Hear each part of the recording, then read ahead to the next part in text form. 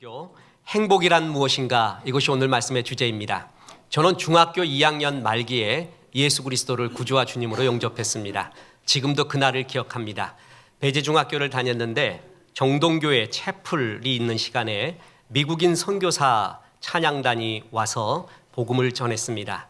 그때 주님을 영접하게 됩니다. 저는 바울이 다메섹,다마스커스로 가는 길에 주님을 극적으로 만났다라는 성경이 있는데 그 구절이 뭔지 진짜 이해를 합니다.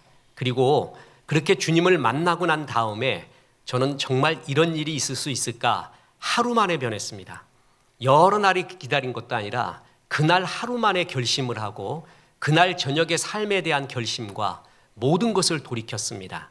그래서 오늘 목사까지 되었습니다.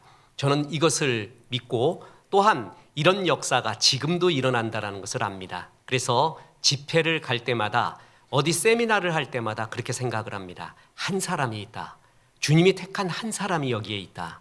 그 사람을 위해 이 집회는 준비되었다. 그날 집회는 나를 위한 것이다. 저는 확신하고 있습니다. 오늘도 그렇습니다. 교회가 존재하는 이유, 제가 목사가 되어서 복음, 말씀을 증거하는 이유가 오늘 같은 설교를 하기 위함, 이것이 가장 큰 이유 중에 하나입니다. 오늘 말씀을 통해 하나님에 대한 확신이 약한 사람, 또한 주님을 영접하지 않아서 아직 하나님의 자녀가 되지 않은 사람, 하나님의 자녀가 되시고 놀라운 생명의 삶을 사시기를 주 예수의 이름으로 축원합니다. 그것이 가장 큰 행복입니다. 가장 큰 행복은 하나님의 자녀가 되어서 살아가는 생명의 삶입니다. 옛날부터 사람이 살아가면서 행복하다고 여기는 5가지의 복에 대한 이야기가 많이 나옵니다. 그것을 오복이라고 합니다. 중국 유교의 5대 경전 중에 하나인 서경에 나오는 오복을 보면은요, 첫 번째는 수로서 천수를 다하다가 가는 장수의 복, 두 번째는 풍요로운 부를 누리는 복, 세 번째는 강령으로 몸과 마음이 건강한 복, 네 번째는 유호덕으로서 남에게 많은 것을 베풀고 돕는 선행, 덕을 쌓는 복, 다섯 번째는 고종명으로서 잘 살다가 건강하게 살다가 고통 없이 죽는 죽음의 복, 9988 233가요? 이게 고종명이 여기에 속하는 겁니다. 그런데 이것은 서경에 나온 이야기고 이것을 듣고 있던 많은 일반 사람들은 우리는 이것이 오복이다, 다른 오복을 이야기하면서 전승되어 나오는 오복이 있습니다. 첫째는 치아가 좋은 것입니다.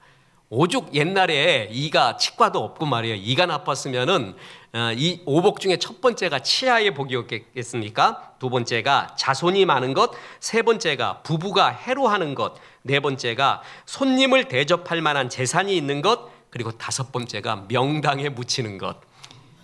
아무튼 죽음의 이야기는 다 들어갑니다. 한번 묻겠습니다. 서경에 나오는 복과 또한 민간인 전승되어 나오는 이 복을 다 누린다면 그 사람은 정말 행복할까요? 하나 더 물어보겠습니다. 좀 더 고차원적으로 행복을 누리는 사람이 있습니다. 나는 말이야 그랜드 캐년을 가봤어. 파리의 루브르 박물관도 가보고 여기도 가보고 여기도 가봤어.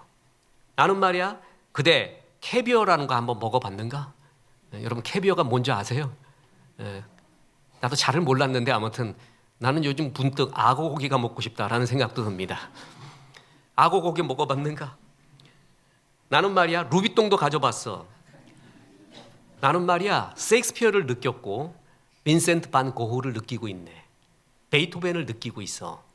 그런 사람은 좀 더 고차원적인 행복을 누리고 있을까요? 또 한번 물어보겠습니다.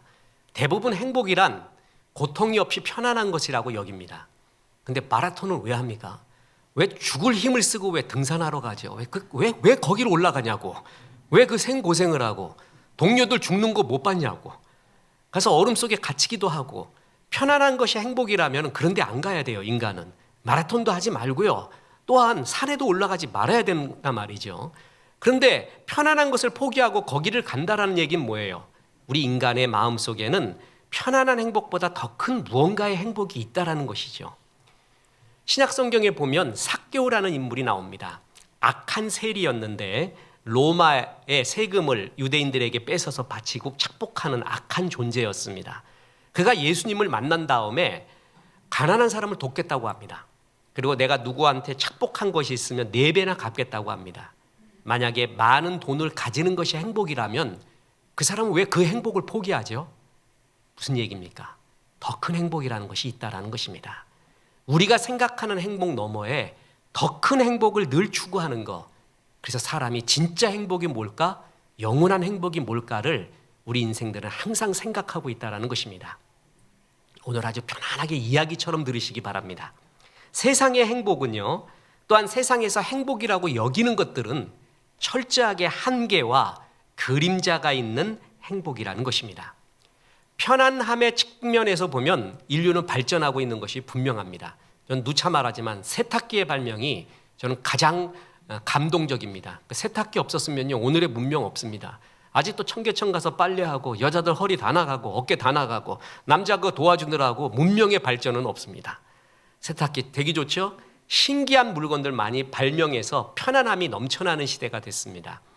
편안함은 늘어나고 있지만 그것이 행복의 양이 늘어나는가라고 하는 데는 모두가 퀘션을 하고 있습니다. 참 재미난 이야기가 행복인 줄 알았더니 알고 보니 불행이었다라는 반대였다라는 이야기도 나옵니다. 북송의 대철학자인 정의라는 학자가 소학에서 인생의 3가지 불행을 말하는데요. 이 3가지 불행은 불행이 아니라 사실은 우리가 갖고 싶은 행복이었습니다. 그런데 그는 이것을 가지면 불행해진대요. 첫 번째가 뭐냐 하면은 초년 출세로서 이른 나이에 과거에 합격해서 높은 자리에 오르는 거. 이거 행복 아니에요. 그런데 이게 불행이래요. 두 번째는 조상의 음덕으로서 부모나 조상이 돈이 많아서 그 행복을 누리는 것. 우리가 바라는 거 아니에요. 신의 아들 아닙니까? 이게 불행이래요. 또 보세요. 뛰어난 재주와 문장력을 가진 높은 재주를 가진 것. 이거 우리가 바라는 거 아니에요. 이게 불행이래요. 무슨 얘기냐 하면은 너무 이른 나이에 출세하면 나태해지고 교만해진대요. 사람들이 싫어한대요. 그래서 불행해지고요. 조상의 음덕이 너무나 많아서 집안 배경이 너무 좋고 부모가 너무 부자면 그 자식놈 전부 정신이 헬렐레하대요. 그래서 부모보다 나은 사람이 안 나온대요. 전부 부모 재산 깎아먹는데 일평생 다 쓰고 있대요. 그래서 불행해진다는 거예요. 재주가 너무 많으면은 사람이 교만하대요. 재주가 너무 적은 사람, 나보다 못한 사람 우습게 한대요. 그래서 수많은 적이 생긴다는 거예요. 그래서 우리가 생각하는 행복이라고 여기는 이 3가지는 결국 뭐하고 통한다고요? 불행하고 통한다라는 것입니다. 맞는 지적 아닙니까? 이 세상에 있는 행복이라고 여기는 것들은 뒤집어 보면 불행이 될 가능성이 굉장히 많이 있습니다. 그 얘기는 뭐죠? 우리가 추구하고 있는 행복은 그림자가 있다라는 것입니다. 한계가 있고 그게 진짜 행복인가 돌아보면 아닐 수도 많이 있다라는 것입니다. 흔히들 많이 가지면 행복이라는 것을 제일 크게 여기고 있습니다. 그런데 미국의 경제사학자인 리처드 이스털린이라는 사람이 그 유명한 이스털린의 패러독스라는 것이 있습니다. 무슨 얘기냐 하면은 일정한 수준이 지나면은 돈을 더 많이 번다고 해서 더 행복해지지 않는다라는 거예요. 돈으로서 행복해질 수 있는 선은 일정한 선이래요. 그거 넘어가면 더 행복해지지 않는다는 거예요. 지식이 많아지면 자유가 임하는 것이 사실입니다. 두려움과 공포도 없어지는 게 사실이에요. 근데 지식의 양이 늘어날수록 자유가 늘어나느냐? 그렇지 않습니다. 어느 정도까지 지식이 늘어나면 자유가 있지만 더 많은 지식을 쌓을수록 자유를 잃어버리고 아무것도 모르는 상태가 되는 경우도 되게 많습니다. 어떨 땐 말도 못해요. 이거에 대한 반대의 말, 또 반대의 말, 반대의 말. 지식이 있으면 있을수록 근심과 두려움, 확신이 안 서는 경우도 너무나 많습니다. 마찬가지로 소유도 그렇다라는 것입니다. 많은 소유하면 어느 정도까지는 행복하대요. 근데 그걸 넘어가면은 그 소유의 양이 행복의 양과 비례하는가? 절대 안 그렇다라는 것입니다. 여기에 박수를 보내는 또 한 사람의 학자가 있습니다. 리처드 레이어드. 이 사람이 쓴 세계적인 아주 유명한 책이 행복의 함정이라는 책입니다. 거기에 부제가 뭐냐면 가질수록 행복은 왜 줄어드는가? 어떤 신기한 것도요. 바라고 가지고 싶은 것도요. 가지게 되잖아요. 그럼 그게 그렇게 행복한 게 오래 가느냐? 오래 가지 않는다라는 것이에요. 금방 내가 이루고 가지고 있는 것도 금방 일상이 된대요. 그 일상 속에서 신비함과 감사와 떨림, 설레임 이런 걸 잃어버리게 된대요. 모든 걸 일상으로 회귀하고 있대요. 그러면 더 큰 행복을 누리려면 어떡하냐면은 더 큰 자극이 와야 된대요. 그래서 강한 자극을, 더 큰 강한 자극, 더 큰 강한 자극을 원하는 이 자극 중독에 빠지게 된대요. 그래서 행복이 오히려 줄어들게 된다는 것입니다. 요즘 젊은이들은 SNS에 글을 올려서 좋아요 받는 것을 굉장히 행복으로 합니다. 그건 굉장히 좋습니다. 나 좋아한다는데, 당신의 말과 글을 좋아한다는데 안 좋겠습니까? 그런데 SNS에서 좋아요의 이야기, 그것은 다른 사람에게 내 행복을 의존하는 것과 같은 말입니다. 다른 사람이 좋아요 하면 내가 행복하고 내 말이 옳은 건가요? 다른 사람이 그 말에 공감하지 않는다면 내 생각이 틀린 걸까요? 그리고 나는 행복하지 않은 걸까요? 좋아요에 나의 행복을 의지하면 남의 행복에 나를 의지하는 것과 똑같습니다. 나의 인생을 살아야 되는데 남에게 맞추기 위하여, 좋아요에 맞추기 위하여 가짜 인생을 살게 됩니다. 진짜 행복이 아니라는 것입니다. 다 무슨 말입니까? 이 세상에서 우리가 행복이라고 여겼던 것이 뒤집어 보면 불행이고, 또한 이 행복을 가져도 세상 행복은 항상 그림자가 있습니다. 다 좋지만은 않습니다. 퍼펙트하지 않다라는 것이죠. 그래서 사람들은 진짜 행복이 뭔가에 대해 늘 고민하는 것입니다. 자, 여러분 답부터 말씀드리겠습니다. 진짜 영원한 최고의 행복, 그것은 하나님의 자녀가 되는 행복입니다. 자, 오늘 신명기 33장 29절 보십시오. 이스라엘이여, 너는 행복한 사람이로다. 여호와의 구원을 너같이 얻은 백성이 누구냐? 그는 너를 돕는 방패시요 내 영광의 칼이시로다. 내 대적이 네게 복종하리니 내가 그들의 높은 곳을 밟으리로다. 하나님의 구원을 얻은 백성아, 너희가 제일 행복하다. 뭐예요? 하나님의 구원, 하나님의 자녀가 되는 백성이 제일 행복하다라는 것입니다. 그랬을 때 하나님은 너를 돕는 방패시요, 그리고 네가 높은 곳을 다닐 것이다. 땅을 기지 않고 높은 차원의 것, 더 높은 행복, 더 높은 영혼의 것을 보면서 생활하게 될 것이다. 이것이 가장 큰 행복이라고 말합니다. 하나님의 자녀가 되는 행복, 하나님의 도움이 내 실생활 속에 임하는 행복, 그리고 높은 것을 바라보며 사는 행복, 이런 것이 진짜 행복이라고 하는 것입니다. 하나님께서는 인간이 행복을 추구한다는 걸 알고 행복을 원한다는 것도 알고, 또한 인간이 행복하게 살기를 원하고 계시기 때문에 에덴 동산을 만들었습니다. 에덴의 뜻이 뭐냐 하면 우아한 기쁨이라는 것입니다. 최고 황홀한 기쁨은 하나님의 자녀로서 살아가는 기쁨인데, 이 에덴을 잃어버리게 됐죠. 하나님을 떠나서. 그래서 실낙원이라고 합니다. 낙원을 잃어가는, 낙원을 잃고 있는 지금 우리의 인생이 지금 우리 인간의 역사입니다. 하나님 없이 사는 인생이죠. 그런 가운데도 하나님 없으면서도 행복을 추구해요. 그래서 하나님은 너희들이 생각하는 행복이란 요소를 전부 가지고 있는, 그리고 전부 누려본 한 사람을 택해 줍니다. 그게 바로 솔로몬입니다. 솔로몬 하나를 택해서 인간들이 얘기하는 행복이라는 것을 다 체험해 보게 합니다. 다 체험해 보게 해요. 그래서 그가 어떤 말을 하는가 들어보는 거예요. 그가 어떤 말을 하는가 들어본 게 바로 전도서입니다. 그는 정말 많은 것을 체험했습니다. 소유의 기쁨이 있었습니다. 체험 성취의 기쁨이 있었습니다. 사업을 해서 큰 돈도 벌고요, 또랑 파고 과수원 재배하고, 그냥 있는 돈 쓰는 정도가 아니라 뭔가를 이루어내는, 체험하고 성취하는 기쁨이 있었습니다. 그런 이성이 뭔 줄을 알았습니다. 예술이 뭔 줄을 알고요, 노래가 뭔 줄을 알고, 시가 뭔지도 알았습니다. 참 많은 것을 가지고 있었던, 인간이 누릴 수 있는 거의 전인적인 행복, 전인적인 체험을 다한 것이 솔로몬입니다. 그래서 그 솔로몬의 고백을 들어봐라 라고 했더니 그것이 바로 전도서입니다. 그것을 다 체험했던 솔로몬이 이런 말합니다. 전도서의 주제입니다. 전도서 1장 2절입니다. 헛되고 헛되며 헛되고 헛되니 모든 것이 헛되도다. 성경은 하나님의 말씀인데요, 신약과 구약이 있습니다. 신약 구약을 통틀어서 한 구절에 동어 반복, 똑같은 말이 동어가 반복되는 경우, 그것도 5번 반복되는 경우는 이 경우밖에 없습니다. 그만큼 하나님이 소중하기 때문에 5번이나 말합니다. 헛되고 헛되며 헛되고 헛되니 모든 것이 헛되도다. 이때 헛되다라는 말이 히브리어로 뭐냐면 헤벨, 하벨이라고 말하는데, 헤벨이 뜻이 뭐냐면은 숨입니다. 우리가 겨울에 나가서 추운 날씨에 이렇게 숨을 쉬면 입김이 딱 나오잖아요. 그게 하벨이에요. 네가 누렸던 것, 행복이라고 가졌던 것이 숨과 같다. 그거 다 없어진다. 바람 같은 것이다. 일시적인 것이다. 그것을 얘기해 줍니다. 왜 그러냐 하면 우리 인간은 천하보다 크게 지어진 존재입니다.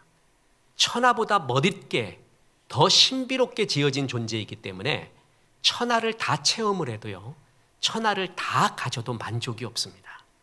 천하보다 더 큰 존재로 우리가 지음을 받았기 때문에 그렇습니다. 그래서 보세요.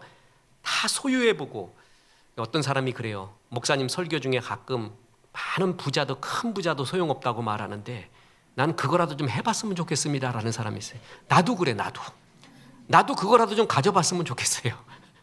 그래서 큰 소유를 한 사람을 내가 체험은 못했지만 책이 중요한 게 뭔지 아세요? 책은 간접 경험을 하게 돼요. 내가 이순신 장군을 못 만나요. 나폴레옹도 못 만나고 말해요. 책을 통해 보는 거예요. 책을 통해 지금도 살고 있는 부자들의 이야기가 되게 많이 있습니다. 근데 그 부자들도 항상 이게 아닌데 라는 마음을 갖고 있는 거예요. 나만 그런가요? 여러분, 우리나라의 섬진강 같은 걸 한번 보십시오.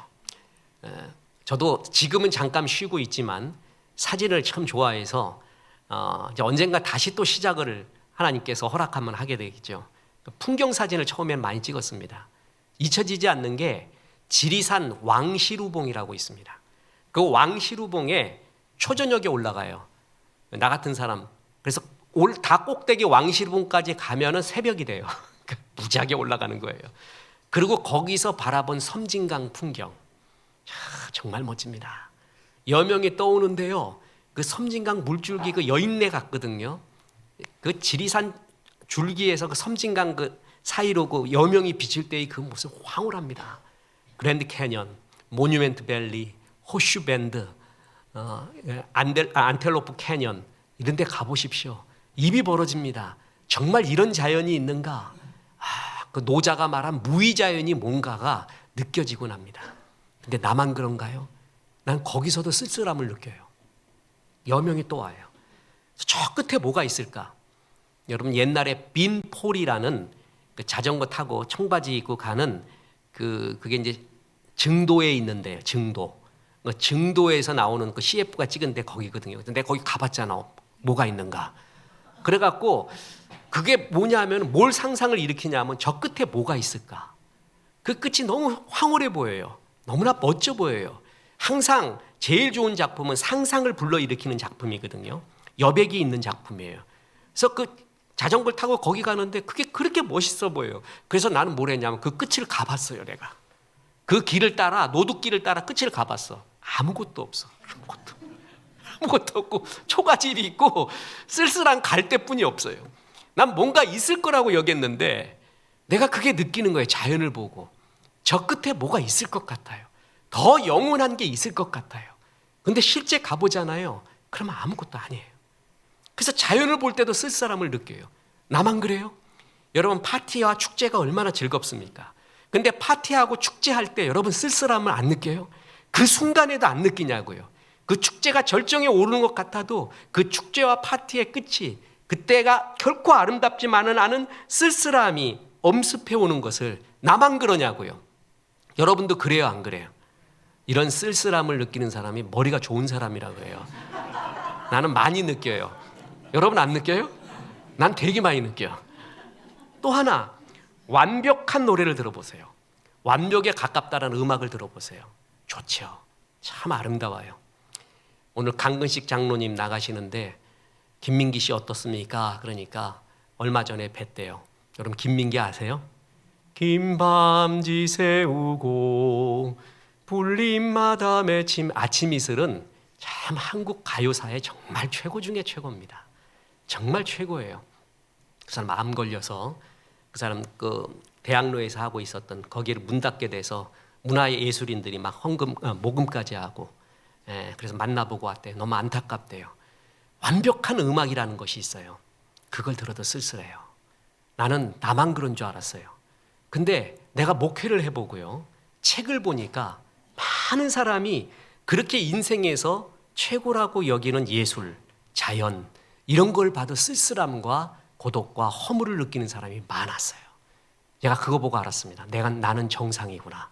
여러분도 정상이에요. 그런 걸 보고 왜 내가 허물을 느끼고 쓸쓸함과 외로움이 있느냐? 왜 그러냐면 정상이기 때문에 그래요. 정상은 그걸 느끼게 돼 있어요. 어느 날 저는 이걸 정말 해석하기 원했습니다. 그래서 젊은 날 저의 어떤 추억, 낭만 중에 하나가 뭐냐면 작가들 찾아다니는 겁니다. 시인과 소설가. 지금도 그렇습니다. 지금도 또 만날 사람, 만나서 물어보고 싶은 말이 있죠. 그래서 시인과 작가를, 유명한 사람을 찾아가서 세 가지를 꼭 묻는다 그랬죠. 세 가지를 물었어요. 왜 글을 쓰는가? 당신의 문학의 아버지가 뭔가? 그리고 세 번째는 기억이 잘 안 나요. 뭘 물었는지. 그거 별로 중요하지 않았나 봐요. 이 두 가지가 제일 중요한 거예요. 지금도 묻고 있습니다. 그들의 대답 대부분이 뭔지 아십니까? 고독해서 쓴대요. 허무해서 쓴대요. 이거 쓰지 않으면 죽을 것 같대요. 그들에게도 이 마음의 허전함이 있었던 거예요. 파스칼이라고 있습니다. 블레이즈 파스칼. 그는 빵새로 유명하죠. 그런데 신앙의 차원에서 빵새로 유명한데 철학과 과학의 차원에 보면은 어느 철학가가 파스칼 보고 그랬습니다. 하나님이 위대한 철학가를 뺏어갔대. 신앙이 저 철학가를 뺏어갔다. 파스칼 수학, 과학, 철학자, 문학가. 대단한 사람입니다. 천재 중에 천재입니다. 근데 그가 하나님을 만나게 되죠. 강하게 만납니다. 토마스 아퀴나스처럼 강하게 만납니다. 저는 그게 뭔지는 압니다. 그러고 난 다음에 그가 메모한 기록이 뭐냐면 그게 빵새예요. 죽은 다음에 발견된 거 아니에요? 그 빵새의 내용 중에서 제일 가슴에 와 닿는 게 바로 그겁니다. 생각하는 갈대 그것보다 더 큰 게 인간에게는 빈 공간이 있다라는 것입니다. 그 빈 공간은 어느 누구도 채울 수 없는 공간이래요. 우리 인간의 행복이 100이라고 하면은요, 70은 다른 걸로 채워져요. 잘 먹는 거, 돈 많은 거, 건강한 거, 예술적 체험을 하는 것, 커피 먹는 것, 여행 가는 것, 친구 만나는 것, 그걸로 다 채워져요. 근데 30, 아니 어떤 사람은 경우에 따라서는 40, 어떤 사람은 80, 어떤 사람은 90, 그 빈 공간이 누구에게나 있대요. 다시 말합니다. 그 빈 공간이 많은 사람이 머리가 좋은 사람입니다. 저는 많았어요. 여러분은요? 잘 모르겠어요. 많아요? 네. 많으면 아주 굉장히 머리도 좋고 좋은 사람이에요. 그 빈 공간이 크면 클수록 하나님을 더 강하게 만납니다. 그 빈 공간이 누구에게나 있대요. 그거를 이 세상에서 뭐라고 부르는지 아세요? 그게 허무라는 것입니다. 그건 아무도 채울 수 없습니다. 심지어는 가족도 채울 수 없습니다. 사랑으로도 채울 수 없습니다. 하나님만으로 채울 수 있는 공간, 그 빈 공간을 하나님이 누구에게나 만들어놨다라는 것입니다. 저는 이것을 대학 다닐 때요, 복학하고 나서 중앙도서관에서 앉아 있는데 중앙도서관에서 두 개의 그야말로 큰 깨달음이 있은 적이 있었습니다. 하나는 신학교 가기가 너무나 괴로웠습니다. 하나님이 날 불러주신 게 분명해요. 가야 돼요. 근데 두려웠어요. 그리고 돈도 없을 것 같고. 여러분 아시잖아요. 신학생은 왜 이렇게 지독하게 가난하죠? 가난해서 신학교 가는 거예요? 아니면 신학교 가면 가난해지는 거예요? 난 그건 모르겠어. 하나같이 그지. 내 그걸 너무나 많이 봐왔어요. 우리 선배들도 신학교 간 사람 보면 다 그지 돼 있어. 근데 내가 그 그지의 길을 가야 되는가? 이게 뭔가, 그리고 내가 너무 아까웠어요. 잘 나가는 사람이 내가 너무 아까웠어요. 그리고 두렵기도 하고 우리 어머니 아버지 생각도 나고 그랬는데 도서관에서 책을 보는데, 성경을 보는데 이사야 41장에서 두려워 말라 내가 너와 함께함이라 놀라지 말라 내는 네 하나님이 됨이라. 내가 그 말이 뒤집어져 버렸어요. 지금도 내 아날로그 성경 펴보면 그 구절에 눈물 자국이요. 그러니까 페이지가 좀 다릅니다. 너무 많이 울어가지고. 그래갖고 거의 바보 같은 모습으로 나와갖고 캠퍼스를 돌아다녔어요. 그리고 또 한 번 있었습니다. 이 고독과 허무. 내가 예수 믿고 신학의 길을 가는데도 왜 이게 있는가? 그리고 문학가들이 왜 전부 이런 것이 있는가? 왜 좋은 것을 다 체험을 해도 이 공간이 있는가? 그것 때문에 너무 고민했는데 발견을 했습니다. 성경 말씀이 임하잖아요. 그러면 진짜 인생의 문제가 해결이 돼요. 그 말씀이 뭐였냐면 로마서 8장 20절입니다. 보세요. 피조물이 허무한데 굴복하는 것은 자기 뜻이 아니요 오직 굴복하게 하시는 이로 말미암음이라. 그 바라는 것은 피조물도 썩어짐의 종로를 타는 데서 해방되어 하나님의 자녀들의 영광의 자유에 이르는 것이니라.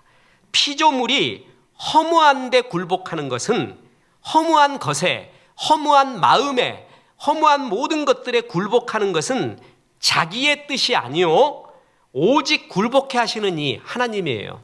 하나님으로 말미암았습니다. 더 쉽게 이야기할게요. 허무는 하나님이 줬다라는 것입니다. 왜 줬는가? 20절에 21절에 나오는 겁니다. 그 바라는 것은 하나님이 우리에게 허무와 빈 공간을 주어서 우리에게 바라는 것은 피조물이 썩어짐의 종로를 타는 데서 해방되어 너 지금 네가 추구하는 행복, 이게 영원할 것 같은 이것이 인생의 목표를 삼고 있는 그 행복들, 그거 다 썩어지는 것이다. 그 썩어짐의 종로를 타는 데서 해방되어 하나님의 자녀들의 영광의 자유, 그걸 가르쳐주기 위하여 우리에게 허무의 빈 공간을 줬다라는 것입니다. 너 그거 아무것도 아니야. 그거 헛된 것이야. 그거를 체험하기도 전에 이미 체험하고요. 또한 그것을 체험하고 있는 중에도 그 빈 공간을 느끼게끔 하나님이 만들어주고 있다는 것입니다. 그래서 썩어짐의 종로를 타는 데서 해방되라. 그거 썩어지는 것이다. 하나님의 자녀가 누리는 영광의 자유를 너희에게 누리게 하기 위하여 그것이 아무것도 아니다라는 것을 주님이 허무의 빈 공간을 통해 가르쳐주고 있다는 것입니다. 그래서 축복인 것이죠. 이게 오히려 축복이었다라는 것입니다. 하나님 말씀에 이런 게 있습니다. 사람은 빵으로만 살 수 없다. 그 얘기는 뭐냐면 우리나라 말로 하면 떡으로만, 밥으로만 이렇게 해도 맞습니다. 그 얘기는 떡이 필요하다는 거죠. 밥이 필요하죠. 하나님 너무나 잘 아십니다. 근데 밥으로만 살 수가 없대요. 그게 인간이 아니래요. 밥으로만 사는 사람, 밥만 많이 먹으면 행복하다는 사람을 뭐라 그러냐면 밥보라고 합니다. 그걸 바보라고 하는 거예요. 바보. 바보가 거기서 나오는 거예요. 밥보. 밥만 있으면 행복하다는 사람이 바보의 인생이에요. 그래서 하나님은 뭐라 그랬냐면은 사람이 떡으로만 사는 것이 아니라 하나님의 말씀으로 산다 그랬잖아요. 저는 중간에 그 제육볶음이 아니라 제육복음을 하나 넣었다고 했죠. 뭐예요? 사람은 떡으로만 살 수 없고 커피도 있어야 된다는 거예요. 예술도 있어야 되는 거예요. 그죠?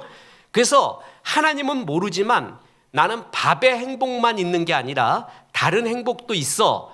나는 이걸 추구하는 고상한 인간이야 라고 말하는 사람이 밥의 행복뿐만 아니라 커피의 행복을 말해요. 예술의 행복, 자연의 행복 이런 걸 말해요. 그게 하나님 믿기 전까지의 단계예요. 그럼 그까지의 행복이 최고인 줄 아는데 계속 말하지만 커피도 나중에 써. 커피를 하루에 100잔 먹어봐요. 돌아가셔요. 그리고 그 자연, 그리고 그 예술적 체험, 그 모든 것도 빈 공간이 우리에게 있어요.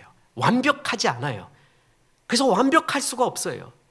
그래서 진짜 행복은 뭐냐면 이걸 넘어서 하나님의 자녀가 되는 행복이에요. 그때부터 인간은 진짜 행복을 압니다. 그래서 전도서 3장 11절에 이런 구절이 나옵니다. 하나님이 모든 것을 지으시되 때를 따라 아름답게 하셨고 또 사람들에게는 영원을 사모하는 마음을 주셨느니라. 누구에게도 피할 수 없게 영원, 나는 누구이며 어디서 와서 어디로 가는가? 죽음 후에는 뭐가 있는가? 내 죄는 용서받을 수 있는가? 천국과 지옥이 있는가? 이게 전부 영원에 대한 이야기예요. 이건 인간만이 하는 거예요. 이거는 예외 없이 모든 사람에게 이 마음을 주셨다라는 거예요.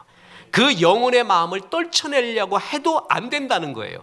세상에 갖고 있는 행복을 갖고 내 속에서 도전을 주고 있는 영혼과 영혼, 처음과 마지막, 죽음 이 모든 생각을 떨쳐버리려고 해도 절대 떨쳐버릴 수 없게끔 우리 인간은 하나님이 만들었다. 영혼을 사모하는 존재로 만들었다라는 것입니다. 보십시오. 단원 김홍도 있지 않습니까? 김홍도의 여러 우화적인 그림들에 보면 저는 제일 감동스럽고 웃긴 그림이 뭐냐면 개 그림입니다. 개 아세요? 네, 충청도 말로는 그이라고 합니다. 그이. 제가 충청도 어디서 부흥회를 했었는데 부흥회 다 끝났더니 거기 있던 성도 하나가 목사님 우리 그이 잡으러 가요. 그래서 나는 이 부흥회에 꼭 와야 되는데 안 온 그 사람을 얘기하는 줄 알았어요. 그놈 꼭 잡으러 가자. 그래서 가자. 그래서 신방 가려고 했더니 무창포 가서 개 잡는 거예요. 개. 그래서 그 충청도 말로 그이, 개 그림을 그렸는데 그 개 그림 옆에다 김홍도가 써놓은 글이 있습니다. 용왕 앞에서도 옆걸음질 치네. 그게 개 그림. 용왕이 눈 부릅뜨고 써 있어요. 그런데도 개는 옆으로 걸어. 왜 그러죠? 그게 개 걸음이야. 이 개는 앞으로 못 걸어요. 용왕이 앞만 쳐다보면서 앞으로 걸어라 그래도 난 그렇게 안 돼. 내 걸음은 옆으로 걷게끔 태어났어요. 그게 개 걸음이에요. 그렇죠? 새는 새 장에 집어넣어도 노래를 부릅니다. 왜 그러죠? 그 노래 부르는 게 새의 본질이에요. 인간은 아무리 많은 것을 소유하고 성취하고 성공을 해도요, 영혼을 사모하고 영혼을 생각하게끔 만들어졌어요. 왜 그래요? 그게 우리의 본질이에요. 우린 그렇게 살 수밖에 없어요. 그래서 이 영혼이 만족하지 않는 한 결코 우리에게 완벽한 행복은 없다라는 것입니다. 자, 이제 거의 결론으로 갑니다. 최고의 역사학자이자 미래학자 중에 하나였던 아놀드 토인비, 그가 쓴 역사의 연구라는 책에 보면 재미난 이야기가 나오는데 아시리아의 군사들이 원정 나가서 승전을 거듭했습니다. 근데 이 군사가 나가는 동안에 본국은 다른 나라가 쳐들어와 갖고 망해가고 있는 중이에요. 그래서 아시리아 이 군대가 해외 원정 가서 다 이겼어. 그런데 불행이 왔어요. 뭐냐면 돌아갈 집이 없는 거야. 해외 원정에서는 다 이겼는데 돌아갈 고향이 없는 거예요. 여러분, 이 세상에서 제일 불행한 사람이 뭔지 아세요? 돌아갈 집이 없는 사람이에요. 돌아갈 고향이 없는 사람이에요. 우리는 두 가지의 고향에서 삽니다. 하나는 내가 태어나고 자란 고향, 육신의 고향이 있고, 또 하나는 나의 영혼의 고향, 하늘나라. 내 영혼의 고향, 그 고향은 모두가 똑같습니다. 그것은 하나님입니다. 이 세상에서 행복한 것은 돌아갈 가족, 돌아갈 고향이 있기 때문에 그렇습니다. 나태주 시인의 시 행복이란에서도 보면은 행복은 뭐냐면 돌아갈 집이 있는 곳이라고 했어요. 돌아갈 집이 있으면 작은 집이라도 진수성찬 아니더라도 마주쳐서 같이 먹을 수 있는 사랑하는 가족이 있고 시름을 풀 수 있는 집이 있는 사람이 행복하지 않습니까? 저녁 노을이 아름다운 것, 또한 소풍과 여행이 아름다운 것은 돌아갈 집이 있기 때문에 그렇습니다. 집이 없다면 행복하지가 않습니다. 우리가 세상 사는데도 돌아갈 고향과 집이 있는 것이 이토록 소중합니다. 그런데 우리는 이 집도 다 놔야 돼요. 언젠가 우리는 죽고 난 다음에 진짜 돌아갈 영원한 고향, 하늘나라가 있느냐, 하늘의 집이 있느냐, 이게 굉장히 중요합니다. 그 집이 없는 사람, 내 육신의 집은 있는데 하늘의 영혼의 고향은 하늘나라의 집이 없는 사람, 그 사람은 축구 후반전 하지만 숙제 안 해놓은 놈처럼 갈수록 불안해집니다. 갈수록 괴로워집니다. 자, 지금 우리가 지난달에 경건서적 추천서적으로 했었던 이기주 작가의 보편의 단어라는 책이 있습니다. 이 작가는 밀레니엄셀러 언어의 온도와 말의 품격 등으로 아주 최고의 베스트 작가의 반열에 올랐죠. 지금 보편의 단어라는 걸 통해서 또다시 일상의 언어를 분석해서 그 언어를 본질로, 그 언어를 분석해서 인생의 본질이 뭔가를 이야기해주는 그런 작가입니다. 그래서 일상, 평범, 아픔, 기분, 지탱, 염려, 상처, 감정, 소유, 우리가 늘 쓰는 말이 있잖아요. 그거에 대한 해석을 나름대로 가하고 있는 거예요. 재밌는 거는 일상은 불행의 반대, 평범은 남들처럼 살고 싶다는 욕망, 아픔은 삶의 고통 속을 통과하는 일, 기분은 얇은 종이처럼 찢어지기 쉬운 것, 염려는 사랑의 동의어, 상처, 개인의 정체성을 구성하는 요소, 감정, 물 또는 불, 소유, 시작은 있지만 끝이 없는 여행, 이렇게 쭉 단어들을 분석해 가요. 맨 마지막이 뭔지 아세요? 맨 마지막이 죽음입니다. 죽음을 그는 이렇게 한 문장으로 했어요. 유한한 시간에 갇힌 존재. 그러면서 이 보편의 단어들을 다 분석하고 인간이 피할 수 없는 죽음 이야기를 하면서 그는 이런 말을 했습니다. 들어보세요. 모든 사람이 그렇겠지만 나도 죽음이 두렵다. 죽음 자체가 두렵다기보다 죽음이라는 미지의 세계에 무엇이 있는지 알지 못하기 때문에 나는 죽음이 두렵다. 똑같은 말입니다. 죽음이 무서운 겁니다. 그 뒤에 무슨 세계가 있을까? 만약에 목사님들이 수없이 말하는 것처럼 천국과 지옥이 있다면 나는 천국 갈 수 있을까? 이 생이 전부가 아니라 진짜 영원한 세계가 있을까? 이거에 대해서 확실히 말할 수 있는 어떤 인문학자도 없습니다. 그것은 성경이 확실하게 말해주고 있습니다. 이 세상의 시작과 마지막 우리는 죽게 된 다음에는 의식이 살아있고요. 하나님의 자녀가 된 사람은 영원한 하늘나라의 고향, 내가 왔던 하늘, 그 고향에 가서 눈물도 고통도 없이 가장 찬송하며 하나님과 더불어 산다고 말해주고 있습니다. 그런데 이 확신이 없는 사람, 그는 이 생은 살아갈지 몰라도 죽음에 앞두고 그는 내가 돌아갈 고향이 없구나, 내 영혼의 고향이 없구나, 그래서 두려워하게 됩니다. 그리고 쓸쓸하게 됩니다. 그 공간은 더욱더 커지게 됩니다. 누가복음 15장에 보면 우리가 익히 잘 아는 탕자의 이야기가 나옵니다. 탕자는 한 가지만 했기 때문에 완벽하게 다 해결이 됩니다. 집으로 돌아갔습니다. 집으로 돌아갔더니 아버지가 있습니다. 사랑이 있고 회복이 있습니다. 집으로 돌아가면 다 회복이 됩니다. 하늘의 집, 하나님께로 돌아오면 내 모든 것이 회복이 시작이 됩니다. 그러면서 고린도후서 5장 1절 보십시오. 만일 땅에 있는 우리의 장막집이 무너지면 하나님께서 지으신 집, 곧 손으로 지은 것이 아니요 하늘에 있는 영원한 집이 우리에게 있는 줄 아느니라. 이 세상 집만 있는 게 아닙니다. 하늘에 영원한 집이 있습니다. 이곳에 갈 수 있는 자, 그는 하나님의 자녀만 갈 수가 있습니다. 자, 우리가 처음 성경 신명기를 읽었을 때 왜 이스라엘 보고 행복한 사람이라고 했는가? 다시 보십시오. 신명기 33장 29절에 이스라엘이여 너는 행복한 사람이로다. 여호와의 구원을 너같이 얻은 백성이 누구냐? 하나님의 구원을 얻은 백성, 그 얘기는 뭐냐 하면은 하나님의 자녀가 된 백성이라는 것입니다. 하나님의 자녀가 된 백성이 제일 행복한 자라고 말하고 있습니다. 우리는 하나님의 자녀가 어떻게 될까요? 그것은 예수님을 영접하면 우리가 하나님을 떠나서 마음대로 살아온 죄, 내가 주인 되어서 또 하나 현실 속에서 수없이 범한 죄들, 그 죄를 용서받습니다. 그리고 하나님의 자녀가 됩니다. 그리고 하나님의 보호와 하나님이 주시는 생명의 소망 안에서 살아가게 됩니다. 저는 이 세상에서 흐르고 있는 말 중에 시쳇말 중에 제일 악한 말이 뭐냐면 죽으면 그만이다라는 말입니다. 죽으면 절대 그만이 아닙니다. 지금보다 더 영원한 세계가 존재합니다. 또 하나 인본주의 인문학자들이 있습니다. 문학, 역사, 철학, 예술하는 사람들 중에 이런 말 하는 사람이 있습니다. 네 자신이 주인이 되어 살아가라, 이렇게 말해요. 굉장히 많이 들었을 것입니다. 이것이 이 세상에 있는 말 중에 최악의 말입니다. 악한 마귀는 광명의 천사로 우리를 속인다고 했습니다. 천사의 말같이 속인다라는 것이죠. 제일 아름다운 말 중에 하나가 네가 주인 되어 살아가라. 얼마나 멋있어요.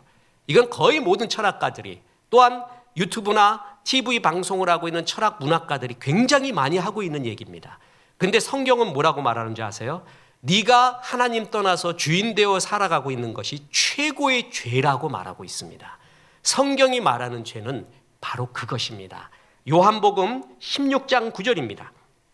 죄에 대하여라 함은 그들이 나를 믿지 아니하며. 하나님 믿지 않고 자기가 주인 되어 살아가는 것이 최고의 죄라는 것입니다. 하나님은 여기서 벗어나서 하나님께로 돌아오라고 말하고 있습니다. 사람은, 인생은 누구를 따라가느냐에 따라 굉장히 달라집니다.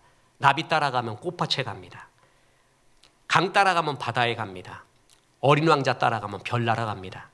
도둑 따라가면 담 넘게 되고 감옥에 가게 됩니다. 마귀 따라가면 지옥에 가게 됩니다. 지옥은 마귀와 마귀를 따르는 자를 위해 준비한 영원한 불입니다. 하나님 따라가면 천국, 영원한 하늘의 고향에 가게 됩니다. 기차는 레일 위에서 가장 자유롭습니다. 새들은 하늘과 나뭇가지에서 자유로운 것이고, 물고기는 물속에 있을 때 자유로운 것입니다. 물고기가 바깥으로 나와서 흙을 묻히면 추하기 그지없습니다. 기차가 레일을 벗어나면 사고가 납니다. 사람은 나를 지으신, 우리를 지으신 하나님 안에서 하나님의 자녀로 살아가는 것이 진짜 자유입니다. 그리고 그것이 진짜 행복입니다. 이스라엘이여, 너는 행복한 사람이로다. 여호와의 구원을 너같이 얻은 자가 어딨느냐. 하나님의 자녀가 된 구원받은 백성이 가장 큰 행복이라고 말합니다. 자, 이제 중요한 결론입니다. 우리는 하나님을 떠나서 내가 주인 되어 내 가치관으로 살아왔습니다. 성경은 이것을 죄라고 합니다. 제일 큰 죄입니다. 그리고 어느 누구도 현실 속에서 수없는 죄들을 범하고 왔습니다. 수없이 범한 죄들이 있죠. 이것도 죄입니다. 이 죄는 내 힘으로 씻음을, 용서를 받을 수가 없습니다. 아무리 노력해도 안 됩니다. 이 죄를 용서하기 위해 하나님의 아들이신 예수 그리스도가 이 땅에 오셨습니다. 그래서 예수님이 이 땅에서 하신 일이 굉장히 많이 있지만 제일 중요한 일이 뭐냐면 십자가에 죽으시면서 우리의 모든 죄를 용서하는 것, 그게 예수님이 이 땅에 오신 가장 큰 목적입니다. 그래서 보시기 바랍니다. 요한일서 1장 7절에 그 아들 예수의 피가 우리를 모든 죄에서 깨끗하게 하실 것이요. 모든 죄. 내가 하나님을 떠나 마음대로 산 죄, 내 과거에 수없이 범했던 죄, 지금 범하고 있는 죄들, 모든 죄에서 깨끗게 하시면서 하나님의 자녀가 되게 합니다. 그래서 요한복음 1장 12절에 보면 영접하는 자, 곧 그 이름을 믿는 자들에게는 하나님의 자녀가 되는 권세를 주셨으니, 이게 무슨 말이냐 하면 영접하는 자, 오늘 이 설교를, 이 예배를 여러분 다 들으셨습니다. 그게 맞습니다. 나는 하나님을 떠나 내 마음대로 산, 내 나름대로의 행복을 추구했고, 그러나 그것이 다가 아니라는 것도 느끼고 있었습니다. 이제 이 말씀을, 하나님의 말씀을 들었습니다. 내가 예수님을 받아들이면 하나님의 자녀가 되고 죄가 용서받고 하나님의 자녀의 행복 속에 산다라는 것을 받아들입니다. 그것을 영접이라고 말합니다. 오늘 이 말씀을 듣고 오늘 이 자리에서 그 하나님 예수님을 받아들일 수 있습니다. 그래서 예수님을 내 마음의 주님으로 받아들이는 순간 나는 하나님의 자녀가 됩니다. 죄 용서를 받고 하나님의 자녀로서의 삶이 시작되는 것입니다. 오늘 그것이 가능합니다. 오늘 이것을 위해, 이런 말씀 전하기 위해 저는 목사가 됐습니다. 교회도 이것을 위해 있는 것입니다. 이것을 전하는 것을 전도라고 합니다. 해외에서 전하는 것을 선교라고 합니다. 이것이 가장 중요한 여러분을 위한 행복의 기쁜 소식입니다. 오늘 이 말씀 듣고 내가 하나님 예수님을 받아들이겠습니다 하는 사람은 저의 기도를 따라해 주시면 됩니다. 그리고 이미 예수님을 구주와 주님으로 영접한 영혼들은 지금 하나님을, 예수님을 영접하는 사람을 위하여 도와주는 의미에서 같이 고백해 주시면 감사하겠습니다. 같이 기도하겠습니다. 하나님 감사합니다. 오늘 하나님의 말씀을 들었습니다. 저는 하나님을 떠나서 제가 주인 되어 살아왔습니다. 현실 속에서도 수없이 죄를 범했습니다. 예수님께서 저의 모든 죄를 짊어지고 십자가에 죽으심을 믿습니다. 이 시간 예수님을 영접합니다. 저에게 들어오셔서 저의 죄를 용서하시고 하나님의 자녀가 되게 도와주시옵소서. 예수님의 이름으로 기도했습니다. 아멘. 아멘. 축하합니다. 오늘 이 기도를 내 마음으로, 의지로 하나님 앞에 드렸다면 여러분은 하나님의 자녀가 된 사람들입니다. 정말 축하합니다. 아직도 내 마음에는 죄의 본성들이 남아 있습니다. 그럼에도 불구하고 하나님은 죄 없다고 우리를 불러주시고 이제 네 속에 남아있는 그 죄의 본성들을 예수님의 성품, 인격을 닮아가면서 벗어가라고 말합니다. 이제 하나님과 동행하십시오. 예배를 먼저 잘 들으시고 기도와 성경 보는 시간, 성경 공부 충실하게 임해서 하나님이 내 삶에 원하는 것이 무엇인지, 진짜 행복한 삶이 무엇인지 더욱더 걸어가십시오. 물질 가치관, 자녀관, 행복관, 가정관, 성공관, 모든 가치관을 성경의 가치관으로 변화해 가십시오. 그래서 하나님이 기뻐하시는 주의 종으로 행복하게 사시기를 주 예수의 이름으로 축원합니다. 다시 한번 주님 영접한 영혼 축하하고 축복합니다. 당신의 삶에 하나님의 은혜, 영광이 저와 같이 가득 임하기를 주 예수의 이름으로 축원합니다. 당신은 사랑받기 위해 태어났습니다. 그리고 그 사랑 전하기 위해 태어났습니다.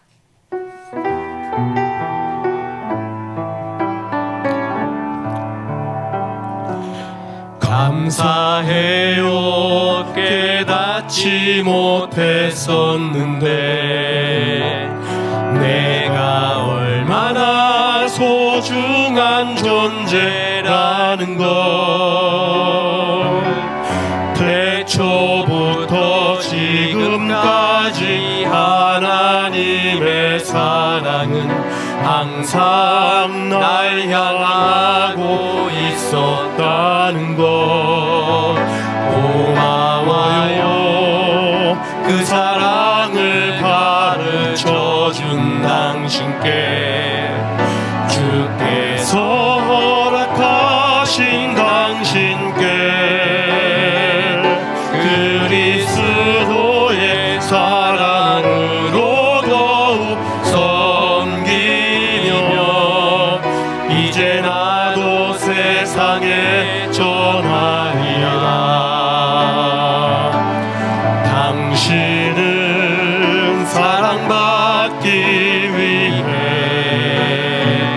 그리고 그 사랑 전하기 위해